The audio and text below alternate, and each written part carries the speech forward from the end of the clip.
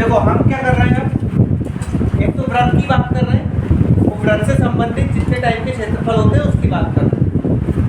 तो सबसे पहले तो ये वृत्त समझो आप, ये वृत्त क्या होता है, उन बिंदुओं का समूह है जो एक निश्चित बिंदु से समान दूरी पर है।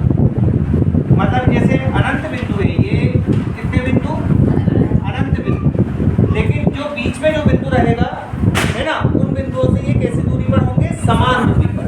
ठीक है, ये समान दूरी पर है। क्षेत्रफल की यदि बात करें तो ये पूरा ही घेरा हुआ क्षेत्र, मतलब ये पूरा क्षेत्र यदि घेर लेता है तो ये क्या कहलाता है, वृत्त का क्षेत्रफल।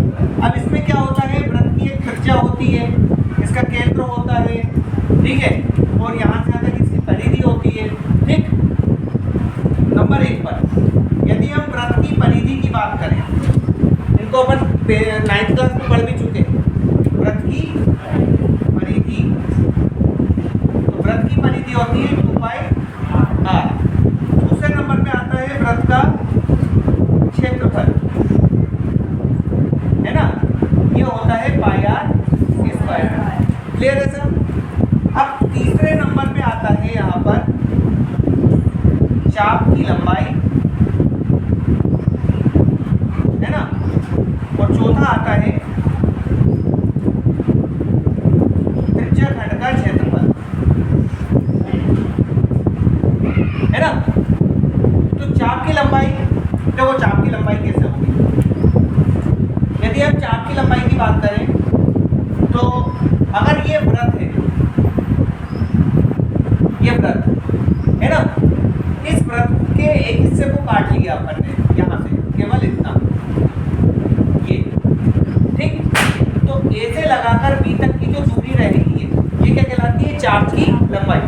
अगर अपन इस तरीके से आपने छोटी क्लास में करा होगा, प्रकार से चाप लगाते हैं ना ऐसा, तो वो क्या होता है, वृत्त का कटा हुआ टुकड़ा ही होता है, हिस्सा होता है। तो ये चाप की लंबाई का क्या मतलब होगा, ए से लगाकर बी तक की दूरी। तो चाप की लंबाई के लिए सूत्र देखो, अगर हम 2πr लिखेंगे तो ये तो पूरा वृत्त की लंबाई हो जाएगी, परिधि उसकी। इसमें आपको बस क्या करना है, θ/360 का गुणा करना है। क्या करना है, θ/360 का गुणा, केवल इतना सा। और ये थीटा कहाँ बनेगा, केंद्र पर, उस चाप द्वारा केंद्र पर बनाया गया कोण क्या होता है, थीटा होता है। क्लियर है सर।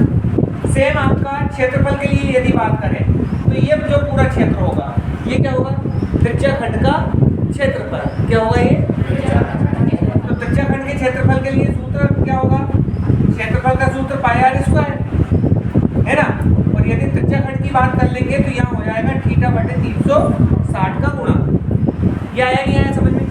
चाप की लंबाई कैसे निकालेंगे, परिधि में θ/360 का गुणा कर दो, और त्रिज्या खंड के क्षेत्रफल में πr² में θ/360 का गुणा कर दो, है ना।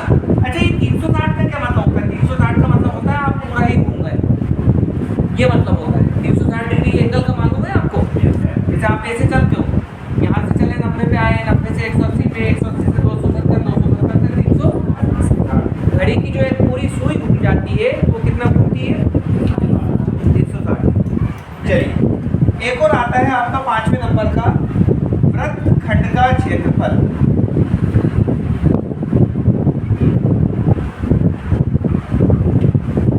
है ना। तो वृत्त खंड का क्षेत्रफल ऐसे निकलता है, त्रिज्या खंड का क्षेत्रफल माइनस त्रिभुज का क्षेत्रफल, है ना। अब ये एरिया होता कौन सा है ये समझना। जैसे मान लो ये वृत्त है कोई सा, इस वृत्त का कोई सा भाग ये वाला क्षेत्र, ये क्या होता है, वृत्त खंड क्या हो जाता है ये।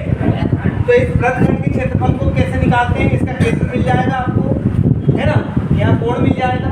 आप त्रिज्या खंड के क्षेत्रफल को निकालोगे, उस पूरे त्रिज्या खंड के क्षेत्रफल में ये तो पूरा निकल आएगा। इस त्रिज्या खंड के क्षेत्रफल में से ये जो भाग दिखाई दे रहा है, क्या दिख रहा है, त्रिभुज, त्रिभुज के क्षेत्रफल को क्या कर